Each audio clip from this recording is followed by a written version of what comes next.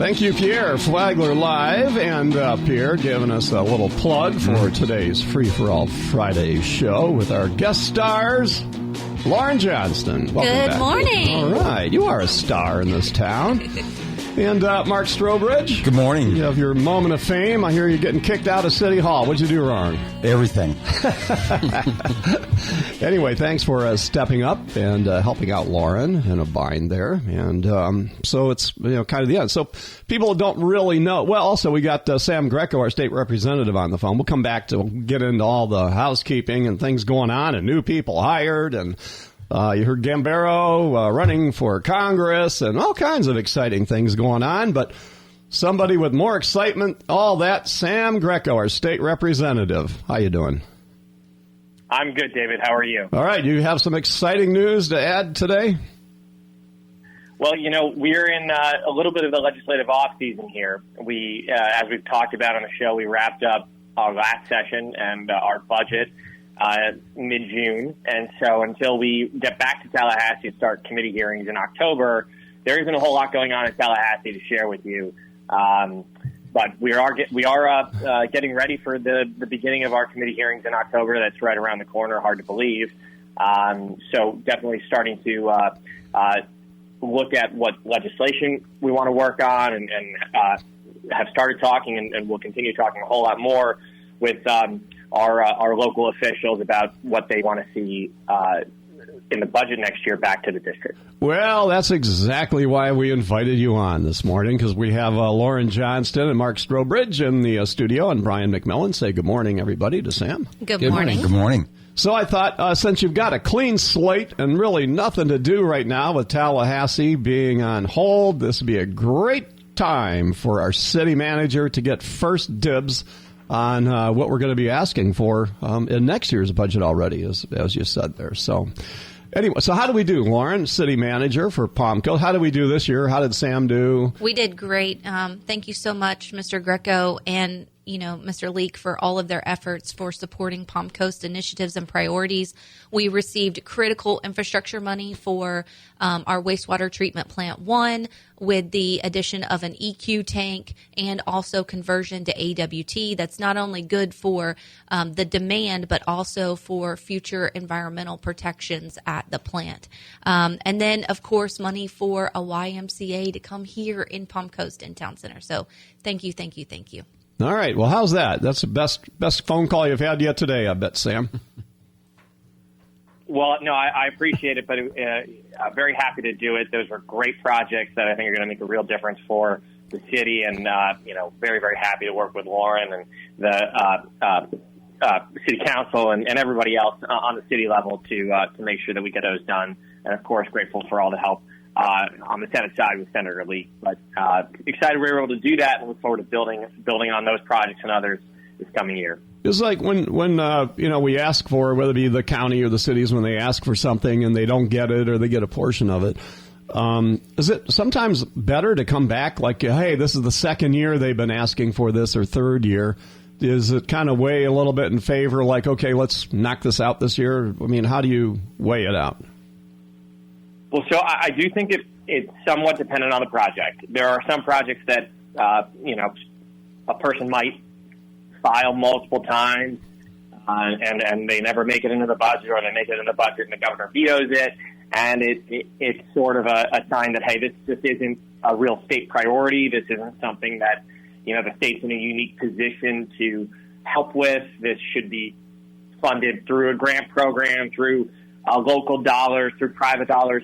So sometimes you need to take the message and that this just isn't a project that the state's interested in funding. But then there's other types of projects where, maybe you take a run at it and the message doesn't quite get through, but it's something that over a couple of years you're able to build consensus on and really continue to deliver the message that, this is a problem. This is something that really needs state-level support. And if it doesn't happen the first year or second year even, then maybe over time you're able to really drive that message and get it in. So I think you've got to, be listening to what folks are saying when a project doesn't get funded initially. If this is something that just needs more more convincing or if this is something that's not going to happen. But it depends on the project. All right, Brian. Yeah, Sam, I was wondering what about on the legislation side? You know, each representative has a chance to potentially sponsor bills, or like, are there certain priorities that you personally have that could be laws that you would propose? Well, I not ready to talk about any specific bills that I'll be filing yet this year. There are some issues that I'm interested in working on, a couple that I worked on this past year that I might want to continue to work on. I had a couple bills this past year in the kind of cyber hardening around state critical infrastructure that I might be interested in continuing to work on. That bill is really looking at threats from foreign actors. And I think, that's kind of an ongoing project that, we've made a lot of progress on, and we've had really safe systems. But as our adversaries become more advanced and the threats become change, we need to make sure that we're continuously looking at that and upgrading that. So that's something I'd like to continue to look at this year and into the future. Healthcare is an area that I was able to do some work in this past year, passed a bill that required medical providers to refund overpayments made by patients. This was not a law in Florida. You could go to a doctor or a hospital. They could accidentally overcharge you, miscalculate the copay, and until my law was signed by the governor a few weeks ago, that medical provider had no obligation to refund your money. That's why sometimes you would go to a doctor or a dentist or a hospital or whomever, and they would tell you, oh, you have a $100 credit on your account. Well, that's where that credit came from, but now that has to be refunded to the patient. So interested in looking at a few different bills in healthcare and consumer protection. Don't have one to announce here today, but that's an area I'm looking at as well. So, we'll see. Typically, on the House side, we get to file 7 bills. That I expect that to be the same, but that could change. And then, there's always a lot of places where ideas for bills come from. Sometimes it's things that I see that I think we need to work on. A lot of times they come from constituents in the district. They come from, city and county elected officials. They come from industry. So there's a lot of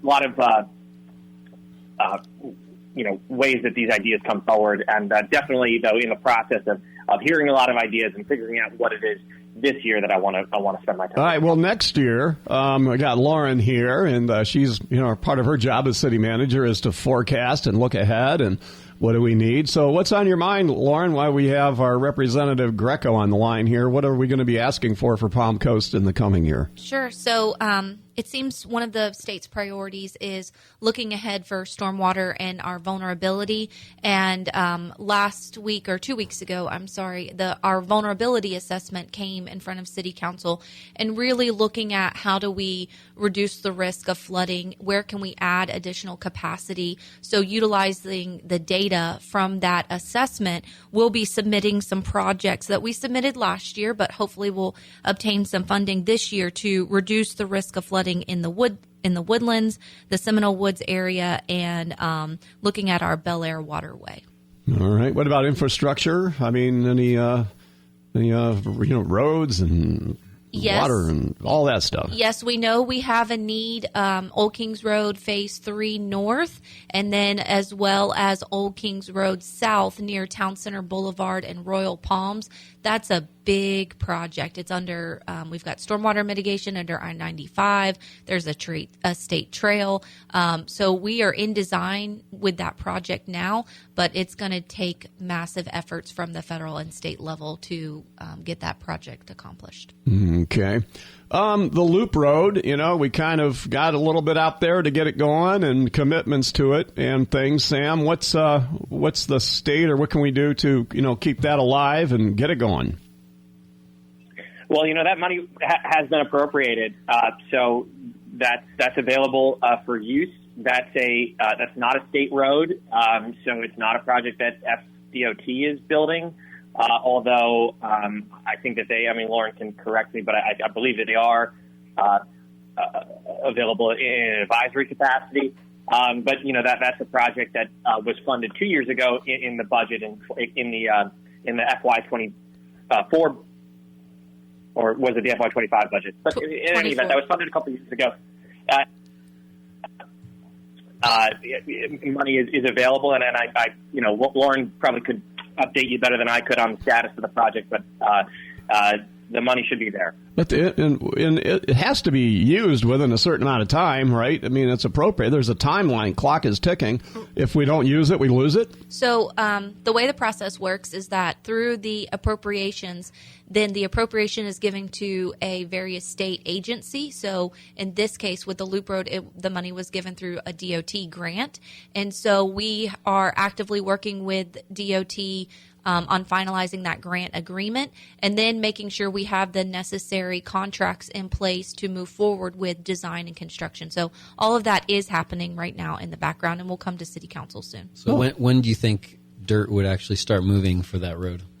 We are putting bid out on the streets, I believe, middle of August for the first phase, which is going from Matanzas Woods Parkway over the railroad tracks with the initial first $20 million that we got in 23's budget. That grant agreement was already approved, and so we're just working on the construction contract that's going to go out to bid in August. All right. Well, that's exciting. All right. I didn't know that was moving along as well.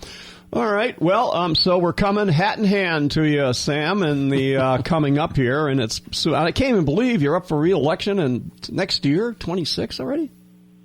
Is that? That's right. Yeah, it seems like you just got in there. Wow, that's okay. Wow, 2 years, I guess. That's what it is. So, all right. Well, thank you. Anything else to add before we, talk city talk here? Anything else from you, Sam Greco, our state representative? Well, I just want to say, I'm always really, really grateful for the partnership from the officials and elected folks in the city and county. They're just tremendous to work with, and so thank you for the all the opportunities to work together, Lauren, and look forward to continuing to do so this session and bring back some more great wins for the city. Okay, absolutely. All right. Well, have a great weekend. Enjoy some family time while you got off from Tallahassee there, Sam Greco. I appreciate it. All right. Take care. Appreciate you and your time being on Free for All. I like that when he's accessible. Mm-hmm. Some of these guys, you call them and it's like, Definitely. I mean, we've been very, very lucky in that way with Paul Renner before, and now Sam Greco just kind of making a regular thing. It's good. All right. So news today, of course, our Councilman General Gambaro decides he's going to run against Randy Fine. That's interesting. And a few others that we can't say are going to get ready to throw their hats into the ring. So it should be a pretty interesting election coming up. And that's the midterms. Yeah, I'd say so. So here's the dates. I'm like, pretty interesting. Didn't we just do elections? Like, what the hell? That's already election time again. But so March 3rd next year are the city elections in Bunnell, Flagler Beach, and Beverly Beach. August 18th is the countywide primary election. And then the city of Palm Coast elections are held concurrently with statewide elections held in the even-numbered years, right, Lauren? Yes. Okay. And then, of course, November 3rd is the countywide general election with everything next year. So everybody's jockeying for position and everything. So we will have 3 seats on our city council up for elections in the 26 election. So it's... And who are they? It's District 2, which is Vice Mayor Pontieri. District 4, which is Mr. Gambaro, and then District 3 because of Mr. Stevens' resignation, and then it was an appointment until the next regularly scheduled election. So then that seat is being filled by Mr. Sullivan, would be up. Wow. 3 out of 5. For 2 years. It would finish out the remaining 4-year term. Yeah. All right. Well, let's talk about City Hall. What's going on, Lauren? First of all, I love seeing the people that tell you what a great job you're doing and everything, and you are. For most of the people that I know, it is. So take a bow, all right? Know you're appreciated and loved. You can do that now because of the video. Yeah, right. It's not just we do. audio bow anymore. So let's talk about Mark Strobridge like he's not here right now. Okay. Sure. All right. So you're, chief with the Sheriff's Department, and then the idea came up you needed help getting budget together and everything. And so why Strobridge would be my question. Why was he your choice, or did you apply for it, or how did it come together? Mark was banging on the door. Let me in. I want to help. Yeah, I need a part-time job. Right. Oh, okay. What? So what was it? So this was me. It was a wild hair idea I had. I, was looking at the ongoing to-do list and knew that we really wanted to get a foundation set for our next leader, right? Our city manager, not knowing what city council was going to do. And that ongoing to-do list just kept getting longer and longer. And I have spent the last couple of years working really well with Chief Strobridge. We did the public safety 5-year plan together. And I said, to myself, I need some help. Who can I trust? Who can come in here and know what the community needs and give us an outside point of view, because change is hard, but it's good. Change is good. And I called Chief, I think on my way home one afternoon. He said, well, I'm headed to Tennessee for a graduation, but, let me talk to the boss, which is his wife, by the way, and see what she says. And we've met several times, whether it was at church or various events in the community. And he said, let me talk to her, and then I'll call you back. And so that's how it started. All right, so you fulfilled what the intent was and freed you up for doing budget, which we're way ahead of time on the budget, aren't we? Yes, and I am so proud of the budget that we've put forth to City Council. I believe that it is really accomplishing their strategic plan, their priorities, and what they've been asking for. So I'm really proud of the budget that we're putting forth. All right, so, okay, Brian, go ahead. I'm sorry. I was just wondering, is this unprecedented? I mean, borrowing from another, you know what I'm saying? Like, this seems incredible to me, and maybe people don't really recognize it, but it's sort of like, hey, county government, we could use a little help here. Why don't you let us borrow one of your people? I mean, yeah, go ahead. Yeah. Chief Strobridge. Is this unprecedented? No, absolutely not. In fact, the city of Palm Coast loaned their deputy fire chief to the county a couple of years back when they were still looking for somebody to come in there and take over before Chief Tucker got into town. So that was Forte? Yeah. No, it was Deputy Chief Clark. Yeah. Brad Clark. Okay. And at that time, Denise was the interim city manager, and she stole Jerry Forte, the fire chief, to be the assistant city manager. Okay. Yeah, that was within the ranks. Right. And then, with Brad at the county, then now Chief Berryhill rose to be the interim fire chief during that period of time. So it adds depth and succession, and it's really good experience. Yeah. So, Mark, when you walked in there, because you have administrative experience and you're chief of staff for the Sheriff's Department and dealing with the employees and all that kind of thing. So what was your first day when you walked in and go, all right, here I am. What do you want? What happened on your first day? Well, what kind of happened on my first day was grabbing all the data that I could get my hands on and to look at the organizational structure. Lauren had some very specific goals that she wanted me to accomplish while I was there, including, looking for new talent for the city as well. So I just kind of dug in, looking at policies, procedures, and meeting the people and speaking with them, and just kind of looked at systems. What I brought to the table is that I, many, many years ago, last century, because I can say last century. In the 1900s. In the 1900s. One of the jobs that I got early on was working for a young lieutenant. His name was Rick Staley at the Orange County Sheriff's Office, and he ran a staff inspections and internal audit unit.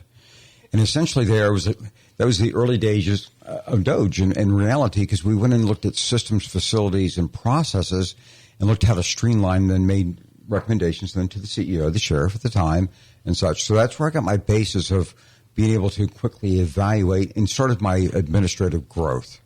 And through, I've been fortunate that I've had him for a mentor for all those many, many years, that I was able to come in and look at an organization quickly. I mean, that's what we do in law enforcement. We triage what we're doing on our scene. We look at what the needs are, anticipate those kind of things, and then kind of launch into it.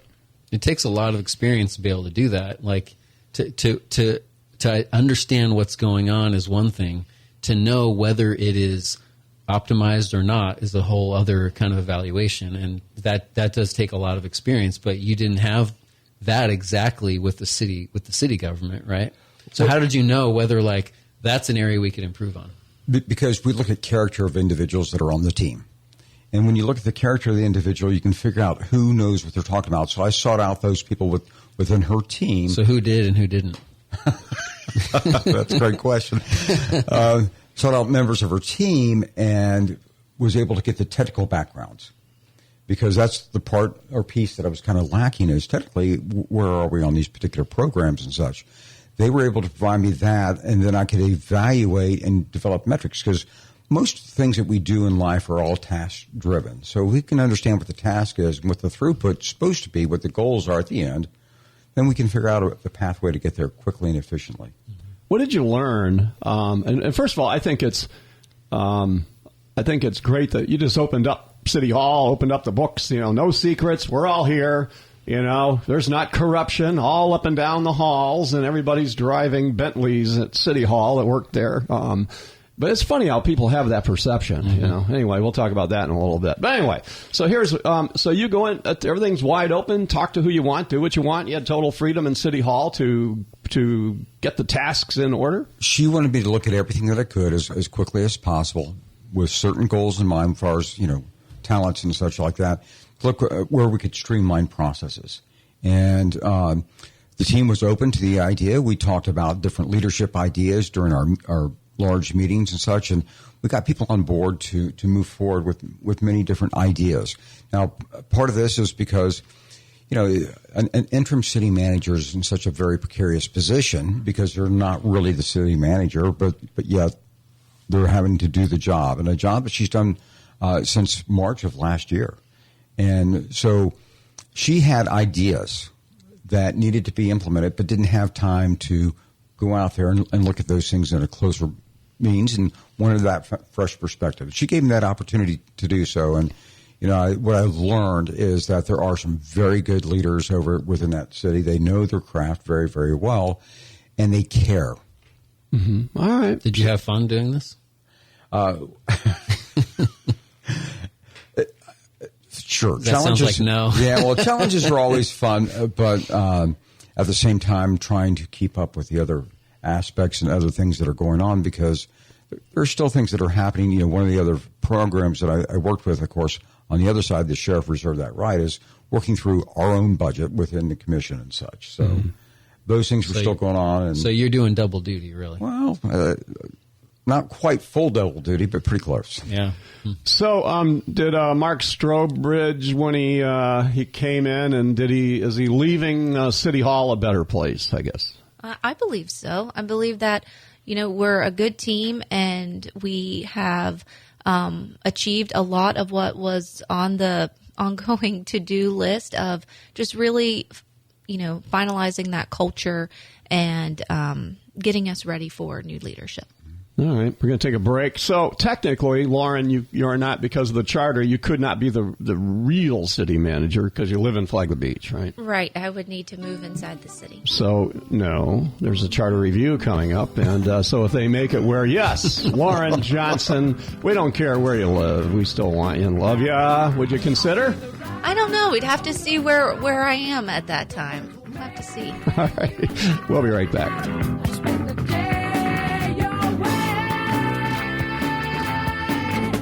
Wondering if that old paint in your garage is still any good? Bring it in. We'll let you know. And while you're at it, if you need to match a color, chip off some paint and bring it in. Our color matching is unmatched. Benjamin Moore, corner of Old Kings and Utility Drive. Palm Coast. Locals know where locals go. For great music, dancing, fantastic food, and great times.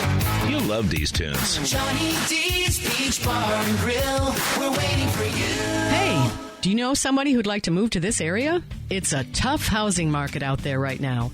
I know. I've been doing this for 40 years. I know all the builders, the neighborhoods in the area. I know where the $1 million mansions are and where to find the good starter homes. Give me a call anytime. I'd be happy to help. I'm Memory Hopkins. Everybody knows me around here, from lighthouse to lighthouse. My cell phone is 386-931-9464. Memory Hopkins Real Estate. Let's talk. Let's talk. Hey, that's what we're here for. Talk radio. By the way, I just saw Talk Radio is the top, radio format, in podcasting and radio broadcasting and all that. Everybody can do it, which I think is great. And Christian music, contemporary Christian, shooting way up to the top of the charts as far as demand. Like concerts being sold out at stadiums with Christian music.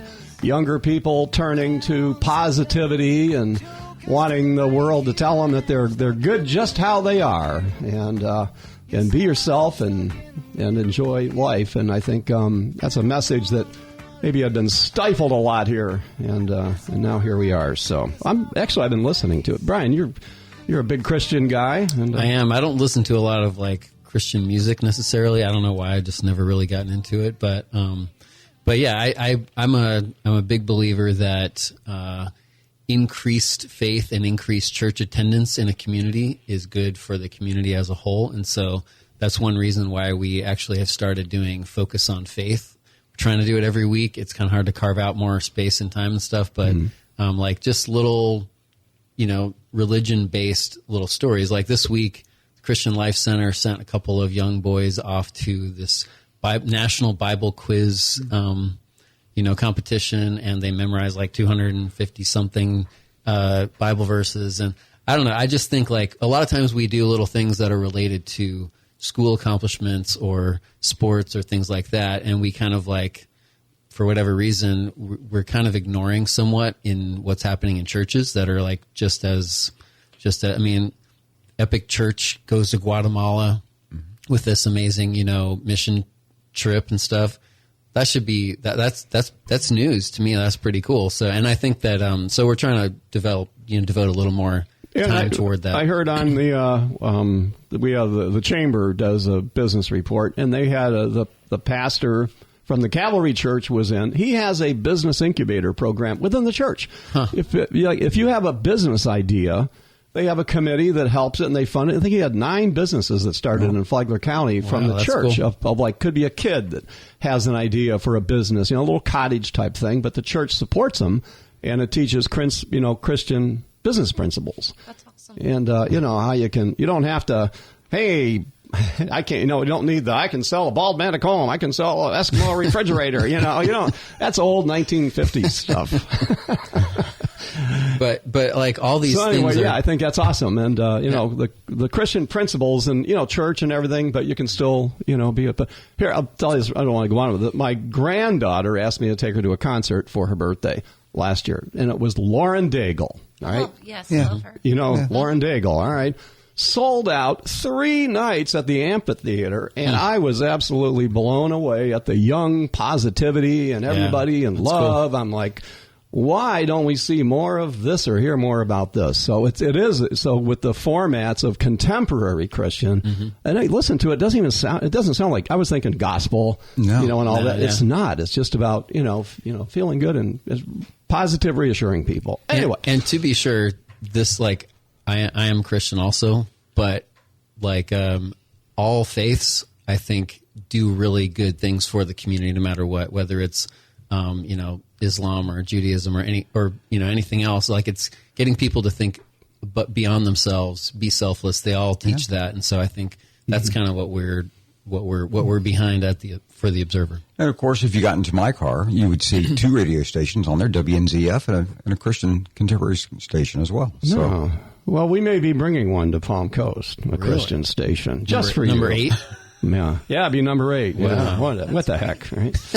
I got to watch my language here. Okay. Pardon my French. Hey, we got some new hires. Let's talk about who you guys hired for our new utilities director, Brian Roach, right? Yes. Okay, so tell us about that. When does he start? Tell us about him. And He already started. Monday was yes, his it is. first day.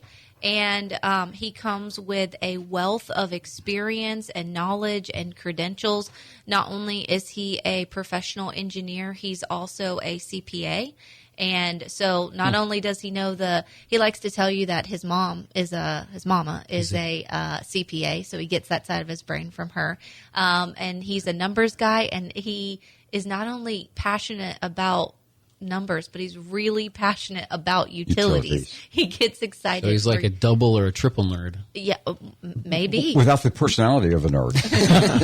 No, he has a very engaging personality as well. You know, he's got experience in oil refineries, electric plants, but utilities is really where he wants to be. And, you know, he's had some, he's been with Orlando Utilities, he's been with JEA and Jax, and he's had some incredible jobs, but very engaging systems person and wants to get right in there and excited about the upcoming projects of growth that certainly our Representative Greger can help with in funding in futures. how did we find him? Who?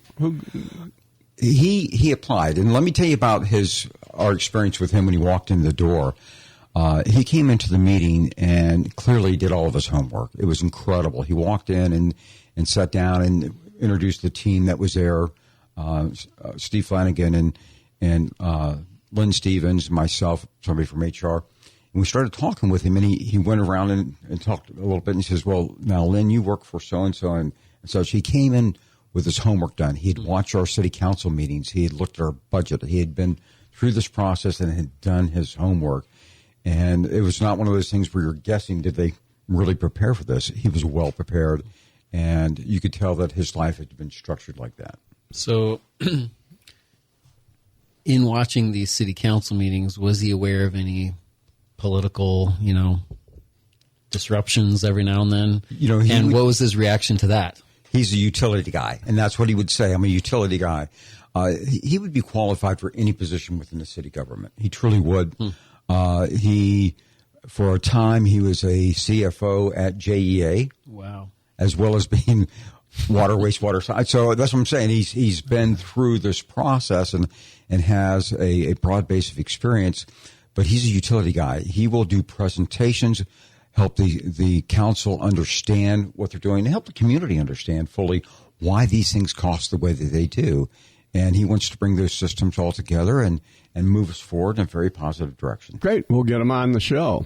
What about John Zobler? Zobler. Tell me about John Zobler, Community Development Director. Comes with extensive experience and credentials, was the past city manager for the city of Ocala and deputy city manager for the city of Ocala, worked really well on some foundational pieces for their economic development and growth projections. Ocala is a lot of horse farms and now turning into lots of different subdivisions and communities growing. And he will really bring some experience and life lessons to the community development department. So what is the job description of Community Development Director? That is growth management. We've got planning, building, code enforcement. All those divisions report in community development, as well as economic development, because they work so hand in hand when we're trying to get projects off the ground, whether it's a new business or somebody is wanting to put in, Craig McKinney would say, we need sites and buildings. So that'll streamline services over there as well. So is he kind of testing the water to see if he might want to be the city manager here? I'm not sure. He did say, he raised his hand and said, community development. I'm passionate about that. My skills, I can offer some assistance. I can be an extra set of hands and pick up some pieces and go off and running. All right. Okay. Well, sounds good. So we're good. So what else have we met? Those were two big positions. Because so there's not going to be a new chief of staff, right, to take Jason's place. But does he kind of do this in a way or not really? No, chief of staff was in administration, and Jason was doing dual roles. So the community development director position has been vacant since Jason moved into administration in October of 23. And so they've had a leader, but it's hard to, kind of like me, it's hard to be focused whenever you're wearing multiple hats. So this will give that department the direct leadership and supervision that they want and that they've been kind of craving for. Okay. All right. Very good. So there's no like assistant city manager, like that role is now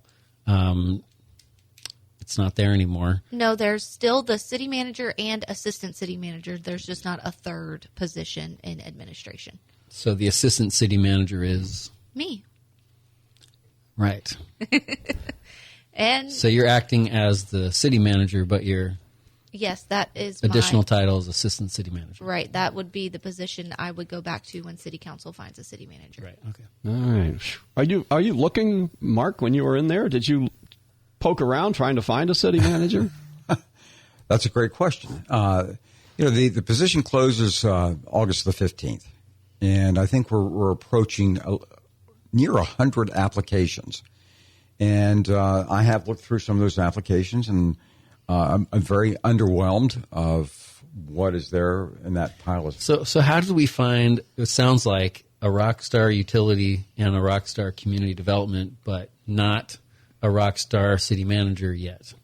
In a couple of different tries, is that where the politics kind of ruins the situation, or is it just what other factors? Well, I think if you look at all those factors, politically speaking, because it's a very tough position. You got 5 bosses when you walk through the door. And the city the city council doesn't hire and fire the utility director, so it's a safer position in much safer a lot of ways, right?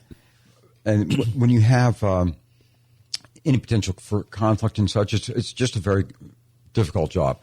One of the largest problems are people coming from out of state, out of the area. They really don't know the community, and there's lag time. And of course, if they fail within their first year, then we have to move on and do the process all over again. It's very, very difficult to find that well-rounded individual who is here looking for a want to be a part of this community. And that's what Lauren currently has, is a great desire for our community. Maybe if someone has been a city manager and they're like, wait, I could be the utility director? That sounds way better than city manager. I don't need to do that again. Yeah. And getting back to John Zobler, his passion, again, is in planning and such. So he's not a realtor. He's here to step out and do that particular sort of job. And even really Brian Roach, our utility director, he could fill that role too as well. There's no doubt about it. But that's not his desire and his want to do. All right, so we're getting depth on the bench. That's the main thing here. Mm-hmm. So we're not just piecing it together. We're getting some solid bricks in the wall. All right. We're going to take a break, and we will come back. Is it legal? I'm going to ask you a legal question. Like, if I get up there at public comment and insult and say false things and accuse council people and Lauren and all that of which are really illegal things, can I be sued for all that slander? And hold your answer. I'll be back. Guess who just got back today? Them wild-eyed boys that had been away. Craig Flagler Palms Funeral Home and Flagler Memorial Gardens creates unique personalized funeral or cremation memorials, has flexible chapel space for small to large capacity needs, a veteran cemetery section, as well as sections for a variety of faiths. Online at dignitymemorial.com. This is attorney Michael Politis. Before my parents moved our family to Florida, we lived right next door to a junkyard in Queens, New York. As a kid, I would sit on the stoop looking at the smashed up cars, and I wondered, if these cars could talk, what kind of story would they tell? Over the past 20 years, I have been blessed with thousands of clients, each with their own stories of loss and suffering from an accident. Let us help turn your story into one of perseverance and triumph. Politis and Matavina, seeking justice for the injured. Offices right here in Palm Coast, across from FPC High School. Ready to shake up that boring advertising you've been throwing money at? Tired of wondering if your messages are lost in the digital abyss?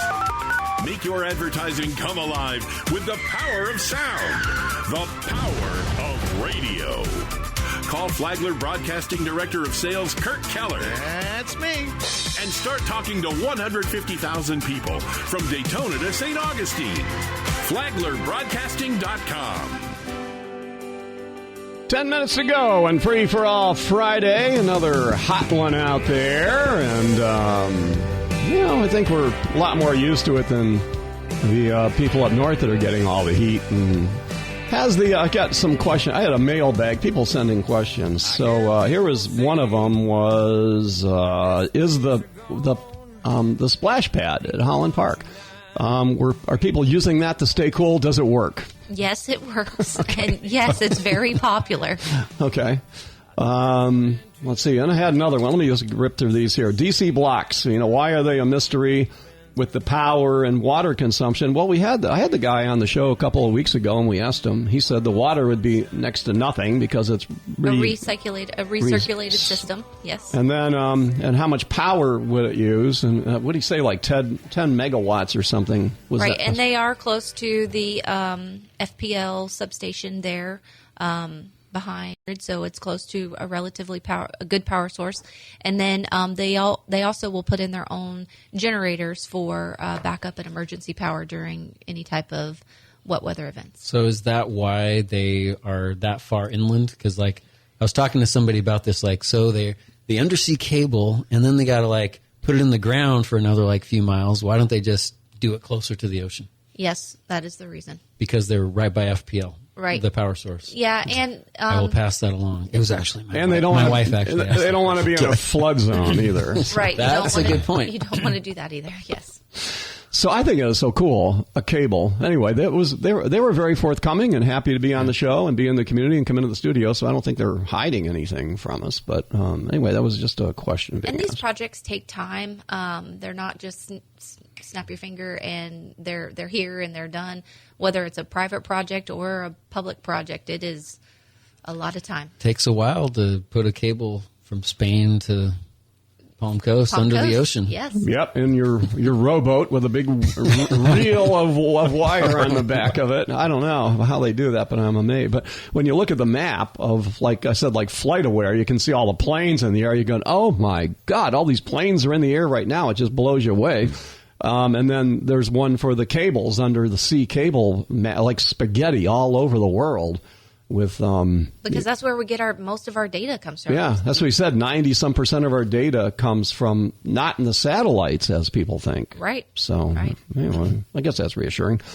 All right, here we go. I'm watching. My wife, by the way, has become a fan of the Palm Coast City Council meetings like it's a reality show. Because I'm like, hey, I don't want to watch another Honey Boo Boo. Let's watch the City Council meeting here and what's going on with it. You guys watch that on Tuesday nights?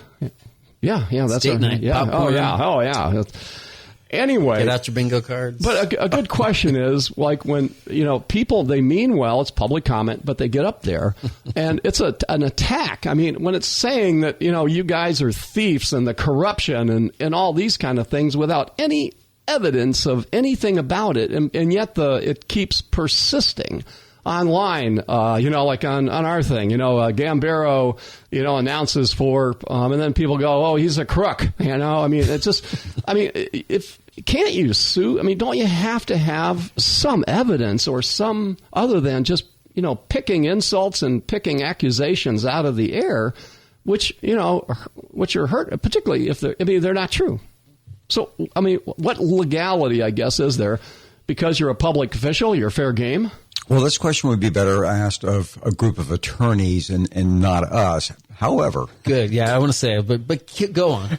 Well, you know what they say about a group of attorneys. Anyway, so that's why I'm asking you. Last century, as a young Marine, I went into the military to serve my country, to protect and defend the Constitution of the United States. And these people do have a First Amendment constitutional right to get up there and say everything that they want to say. And as public officials, we've been told that we need to have thick skin on this sort of thing. Now, is that in the Constitution also? Well, pretty much from the laws that have been interpreted from that Constitution over the years, that public officials are pretty much fair game. for people to say things. The best that we can do, and one of the things that happens in these 8 meetings that I've sat into so far, is Lauren will send a message to the appropriate person, whether it was Ray Tyner or if it was a community development related issue or somebody else, to meet with that individual after they say those things, and we try to educate them and provide them the information that takes care of the situation. And 9 times out of 10 it works. But it's never going to stop those folks that have a preconceived idea and know that they are 100% right. But that's one of the things that strategies that she uses, the tactic, is while she's up there at the dais, she will send a message to that particular area of responsibility and say, please meet with this person. And maybe you've seen it. As they walk off stage, they will get together and walk off with one of the directors. That's why she has them all present. Yeah. All right. Well, it just seems that, I mean, and you're right. They believe what somebody told them. There's corruption all through City Hall, and they told them that, and then they just believe it. Cognitive bias, and I don't want to hear any reason why I'm wrong. I only want to hear reasons why I'm right, and that's human nature. By the way, see this right here? This is a book I'm reading. Can you read that? Can you see Don't that? believe everything you think. There you go. There's a lot of people. Basically, it's a good book because it basically says that most of what you believe, and we all believe is wrong. If you really look at the truth I don't of know things. about that. Well, except for you, you guys, yeah. But I mean, the point of it is to get up in public and attack Lauren for being, part of the Education Foundation or the Chamber of Commerce. I mean, that's her duty. I mean, she's a mom, part of the community. I thought Gambaro did pretty good standing up for you and saying that, but that's got to hurt when it's totally untrue. And in public, somebody gets up there and just, I mean, how does that make you feel, Lauren? It did not feel good. And I, lost my grandpa the day before, so I'm already kind of emotional sitting up there. Didn't even want to be there that day, right? And I was there, and then it's, a public attack on me and, my connection to some of these organizations. And that's my way of giving back to the community. I spend my personal money on the Flagler Education Foundation to have good programs for my son's school, or the Margarita Ball Society, where thousands of presents are given for kids who probably wouldn't have a Christmas without, our organization to give back to the kids in Flagler County. So just it did not feel good. Did that woman apologize? No. And you know what? My name changed because I got married. So I guess, that's okay too, right? So I don't know. If you're looking for a conspiracy, and then you're going to find stuff. And I think that's the other part, like the whole corruption accusations. It's like there's a lot of people who have been, arguing for a forensic audit, which could cost hundreds and hundreds of thousands of dollars, and is only done if there's already like a pretty good indication that there's probably some problems here. But it's like we can't point out what the problems are because we haven't done the forensic audit. That's the reasoning. And so like there's corruption, so we need to do this so that we can find the corruption, because we want to find the corruption so badly, and we won't be satisfied until we find it. Until my cognitive bias is fulfilled with something, anything. Who's in charge of the vending machines here? We're missing some money. I mean, whatever. All right, well, here, what about the Doge thing? Didn't we submit? Tell us about what does all that mean? I thought the Doge and the state did an audit on us, right? Yes, we're actively still working with Doge. Periodically, they will send requests for additional information, and we just finished that on July the 22nd for their latest request. So it's still an ongoing initiative. It's not closed out, and we are providing them all the information that they've requested. So if Doge, which got to be the word of the year, right? Doge. If Doge comes back and says, okay, you were a couple bucks off here, but basically you're good. That's what probably is assumed that would happen, right? Are the residents going to be satisfied with that? Or are they going to say, we need the Doge? Because they came back with not enough corruption. Well, City Council is taking the step at the risk and efficiency assessment to monitor our future risk. How can we mitigate those? And we're hopeful that that initiative is also going to be completed by the end of the fiscal year, so September. So between DOGE and the efficiency risk assessment, I mean, I'm very it'll be great when we can put some of these things that that our residents are concerned about. I will say this, to soften, I'm sorry I lost my temper there. Yeah, Brian. To soften that, I mean, we as citizens, we do deserve and we have the right to know how every dollar is being spent. So, I mean, that impulse, like if the community doesn't have any of that, then that's probably not healthy either. So I think that, I mean, we do want to get to a point where we feel like the transparency is satisfactory and we all feel good about how the dollars are being spent as much as possible so that we can, keep making progress. So. Mm-hmm. Well, you can get, it's all public. The information's all public. There's no And secrets. we've taken a lot of steps forward for the, whether it's our financial transparency dashboard. Now we have the where do your taxes go, like Flagler County. We have the strategic action plan dashboard that you can see. So we are trying to put as much information as we can publicly available on our website. So, here it is. And if we do get a public records request, we satisfy all of those as well. So, so anybody that gets up and goes, this whole city is corrupt, every one of you got to go. It's like, has that person ever gone into City Hall and asked for any public records or done any investigation or had, requested or to meet with somebody that they're accusing? Yes, we do that all the time. Whether it's they do file public records requests and we release them and we try and meet with them as well. All right. Okay. The thing is, it's the accounting. That's why there's how many people work in the accounting department in the finance? There's about 18 people in finance. It's complicated. So just me even if I have some background in it, if I go in and try to analyze every spreadsheet that's out there and I'm like, wait, this $10,000 is missing. It's probably because it's in a different category or something else. And there's so much of that goes on. It's really hard for a layperson to really make sense of it. And if you've watched some of the budget presentations that Helena, the CFO, has done, you will see how meticulous she is in laying out where every penny goes and where it's budgeted for. So her character is beyond reproach. She's on top of those kind of things, and no matter who it was within the city government, if there was anything going on, she would be one of the first people to walk out there and say. So during our risk and efficiency assessment meeting on Wednesday with all the directors and number twos in the organization, Helena was categorized as the director of no. So can you spend that money? No. So she is very meticulous. She's great. Well, anyway, and we're showing for the city, Brian, by the way. We're covering up all the corruption, Did you see we get that accused one? of that a lot. I know. And we're in the developers' pockets, and we complain I don't get anything, It's like, sheesh. I'm for free enterprise, but whatever. Anyway, we just want the truth to be known, and anybody has something, bring it forward, and or go down to City Hall and present what you believe and talk to somebody that can prove you right or wrong or show you what's really going on is all I say. And I think it's okay, too, to admit your mistakes or when we've had failures and we've learned from them. And that's okay. It's just how we're communicating that. And because we can change, we can improve, and we can grow, and we're not afraid to do so. Mark Strobridge, thank you for all of your help in serving the city and helping out Lauren in a time of need. And now your life goes back to being sheriff's department. It was really a pleasure to work with her. We've had a great partnership for a number of years, and this just kind of further solidified it. We're a great team.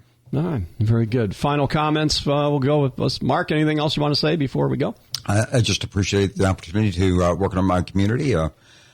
That's why I'm here, is to serve. All right. Well, thank you. Lauren Johnston. Thank you, Chief Strobridge, for having a great summer with us at the City of Palm Coast and our team.